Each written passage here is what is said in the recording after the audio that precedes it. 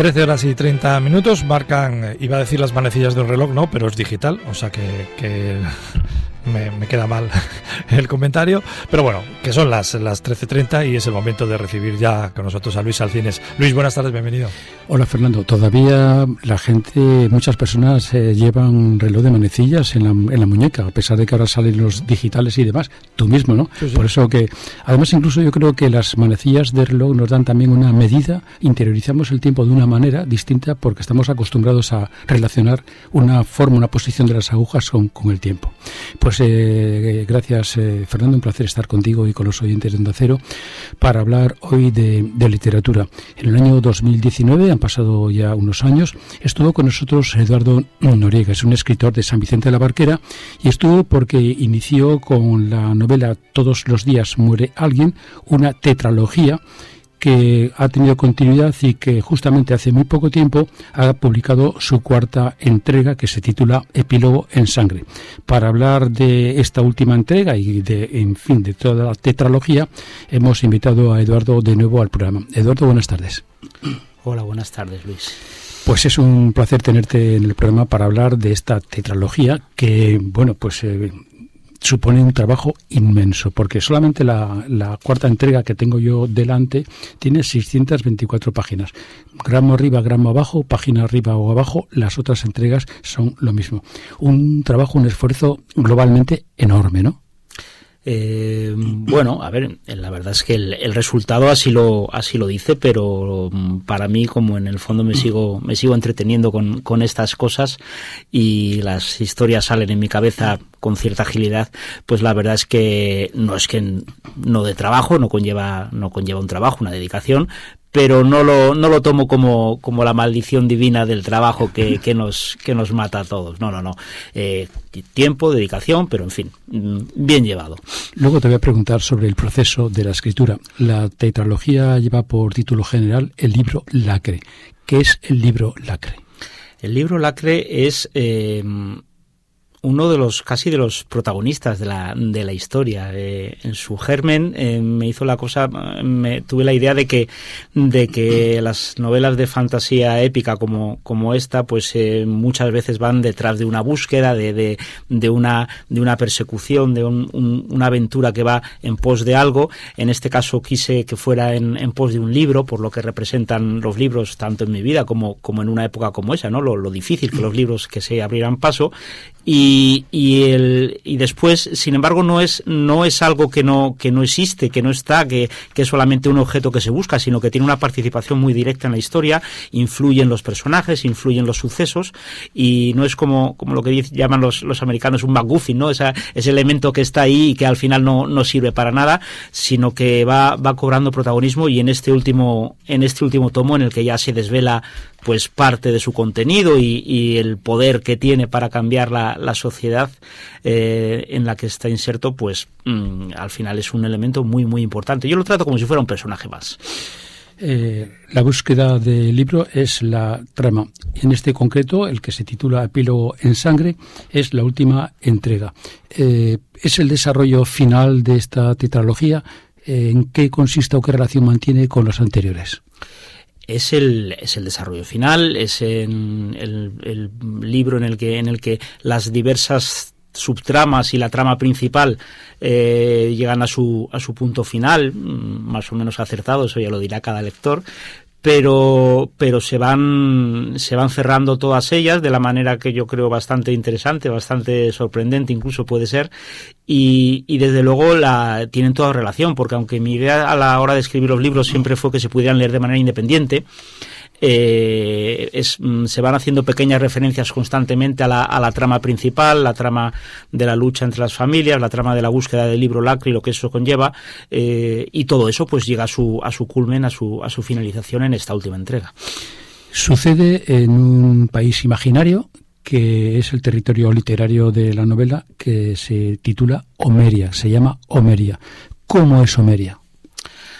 Omeria es por supuesto, es un territorio fantástico, en donde suceden cosas que nosotros no encontramos aquí a la vuelta de la esquina, pero sí que por hacer un símil porque parte de lo que yo intento siempre con mi literatura es que el lector se pueda situar en ella, que sea algo inmersivo y pueda así tener una experiencia más completa de lo que es el libro. Para eso pues podríamos hacerlo por poner algo cercano como la Europa alto medieval, más o menos, sociedad feudal, etcétera, una vida muy dura, la tecnología todavía en un nivel muy primitivo, de manera que el más fuerte es el que puede todo, el que todo lo manda, y el resto de la gente pues tienen que vivir un poco a rastras de lo que dicen los demás. Entonces, en ese mundo, Omeria, aparte hay otros elementos diferenciadores de lo que sería nuestra realidad, nuestro mundo, la existencia de la magia, de esos monstruos que van por ahí, asaltan las páginas para hacer la vida del lector un poco, darle sustos. Pero básicamente es eso, es un mundo relacionado con esa época, donde hay caballeros, donde hay magos, donde hay una sociedad muy parecida a esa, con un detalle muy importante que tal vez es lo que más lo diferencia de aquella, y es que las religiones no es que no existan, pero prácticamente no tienen importancia, a diferencia de lo que sucedía en esa época. Eso sí que es una utopía, ¿no? Porque conocemos alguna cultura, no digo en presente, sino en la historia, que no haya estado condicionada por magos o por sacerdotes de tribus o de religiones o de ritos extraños. No soy un experto en el tema, pero desde luego yo la conozco. Yo creo que el espíritu humano siempre busca explicaciones a través de la magia, sea a través de lo que sea, de una trascendencia a esas cosas que no entiende. Cada vez vamos entendiendo más cosas, pero a lo largo de la historia había muchísimas que no entendíamos, y bien para buscar consuelo, para buscar refugio, explicación para lo que sea, esas trascendencias, esos elementos de abrigo personal y espiritual de las personas y las sociedades siempre estaban ahí, en algunos casos con más fuerza de otra índole, ¿no? Todo el mundo sabe lo que puede ser la Iglesia Católica del siglo V en adelante, o cualquiera, el islamismo. Todas las sociedades tienen sus rangos de poder, la parte de la religión, y aquí he tratado de quitárselo para ver un poco, un pequeño experimento mental mío, cómo sería ese mundo si las sociedades no tuvieran la importancia de la religión, excepto en un pequeño reducto que lo he mantenido ahí un poco como contraposición al resto de Omeria. En el tiempo me dices que más o menos pudiera ser la época medieval conocida en nuestra historia, pero en cuanto al paisaje, ¿tiene una proximidad con algún paisaje en concreto? Tú eres de San Vicente de la Barquera, has vivido por el norte, aunque has tenido un nomadismo profesional de trabajo. ¿Se puede confundir con algunos aspectos del paisaje del norte? No lo sé. A ver, Omeria es muy grande y es muy extensa, y como tal he tratado de pintar muchos paisajes diferentes en diferentes territorios. Hay desiertos, hay zonas heladas, hay zonas fértiles con grandes campos, hay ríos, lagos, hay un poco de todo. Evidentemente, no, yo creo que no puede ser de otra manera. Muchos de esos paisajes, o algunos de ellos, están, aunque sea inconscientemente, basados en sitios que yo conozco personalmente, y desde luego, pues Cantabria y el norte de España es de lo que más conozco. Algunos seguramente haya muy parecido a alguno que pudiéramos conocer por aquí cerca. El libro tiene una serie de anexos al final, y uno de los anexos es el de los planos y de mapas. Has marcado un territorio de ficción que no existe, pero para seguir las peripecias de los personajes y demás es fundamental, ¿no? Has hecho uso también de la imaginación para ello, y probablemente también, y ahora lo digo, pero después te voy a preguntar sobre ello, de tu formación profesional. Tú eres licenciado, has hecho ingeniería de caminos. ¿Ha podido influir un poco también en buscar una coherencia de un plano, de un espacio que tenga una lógica para vivir en él? Sin duda. A ver, mi formación como ingeniero de caminos, canales y puertos tiene algo que ver con toda seguridad, porque yo trabajo con planos todos los días, y la manera de reflejar nuestra realidad física en un papel, pues una de ellas son esos planos. Por otro lado, los planos, los mapas, es algo muy habitual en los libros de esta categoría, de este gremio. Entonces, de este género, perdón. Entonces es algo que es muy muy normal, y yo quería que la novela fuese una novela de género y que tuviera un poco todos los elementos de la fantasía épica. Ayuda al lector a situarse, no solo son mapas, sino que también incluso elaboro pequeños pasajes de la novela, pues alguna parte de una batalla o algo así, por ejemplo, para que se pueda entender todo más. Es una de mis intenciones principales, siempre hacer la comprensión del libro, que puede llegar a ser espeso con todas esas páginas, hacerlo más fácil. Entonces algo tuvo que ver. Hace gracia también porque incluyes, que no es frecuente en estas novelas, en esta narrativa de ficción, incluyes las monedas que se utilizaban, las medidas también, qué unidades de longitud, de superficie hay, incluso un bestiario a modo también fantástico. Es un trabajo, por tanto, de un contexto de vida. Sí, hombre, trato de que tenga todo una compleción suficiente como para que cualquier aspecto que, más allá de la propia narración, pues el lector curioso quiera saber un poco más de ese paisaje, de esa sociedad, pues que tenga ahí una respuesta, porque es muy amplio, claro, al final 4 libros dan para mucho. Entonces incluir, pues claro, yo hablo de, esto es un blesi, pues ¿qué es un blesi? Pues es una unidad de moneda que yo me inventé. Entonces ahí al final pues está un poco la equivalencia y las distintas unidades, tanto de monetarias como físicas de medición, para ayudar a entender al lector un poco más todo eso que les estoy contando. El libro, ya sabemos que hay un objetivo, que es conseguir ese libro lacre. Y la referencia temporal es, justamente, te refieres a 3.400 y pico años tras la caída, la gran caída. ¿Qué ha sucedido en esa Homeria para hablar de una gran caída y para que sea una referencia temporal como nuestra cultura cristiana es antes o después de Cristo? Pues de una manera similar, pues es un hecho que tiene una gran relevancia para esa sociedad.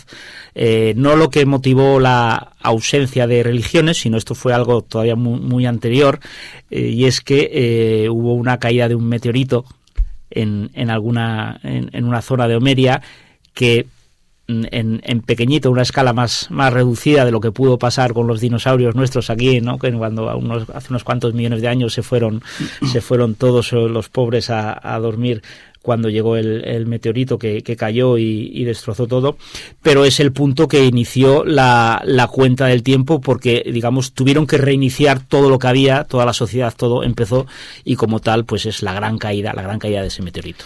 ¿Se pueden leer los 4 libros de la tetralogía de un modo independiente, aunque lógicamente haya una relación? ¿Se pueden leer independientemente? Quien se incorpore ahora con la 4ª entrega la puede leer perfectamente, entender, aunque luego le pida qué pasó. Yo creo que sí, sinceramente lo creo, y esa fue mi intención al escribirlo, es decir, que uno pudiera leerlo, porque se hacen en los libros anteriores, pues se hacen referencias a lo que sucedió en el libro anterior, y incluso para facilitarlo todavía más en esta 4ª entrega, porque ya me di cuenta, es que ya van 1.500, 1.600 páginas antes, pues para facilitar todavía eso más, lo primero que se encuentra el lector en esta 4ª entrega es un resumen en 3 páginas de todos los libros anteriores, así muy esquemático, para facilitarlo todavía eso más, pero yo creo que sí que se puede hacer. ¿Qué influencias reconoces en este tipo de narrativa de ficción, de fantasía? Durante una época, la verdad es que yo creo que en mi juventud y mi adolescencia puede que no leyera más que fantasía, entonces tengo muchas influencias. Tolkien, desde luego, el creador del Señor de los Anillos, es un mundo enorme y inabarcable el suyo, y sus historias son fantásticas. Me ha influido notablemente, pero hay muchos más, hay algunos más recientes. Patrick Rothfuss se llama, por ejemplo, también otro autor de fantasía épica muy muy notable, con El Señor El Nombre del Viento. Lewis Cooper y la tetralogía de la trilogía del Señor del Caos. Hay muchos escritores que me han influido en este género. ¿Tiene la novela, la tetralogía, un público preferente, juvenil, para todas las edades? Para todas las edades yo creo que no, porque hombre, hay elementos, hay momentos de la novela que pueden tener cierta violencia y cierto son duros, pueden resultar duros.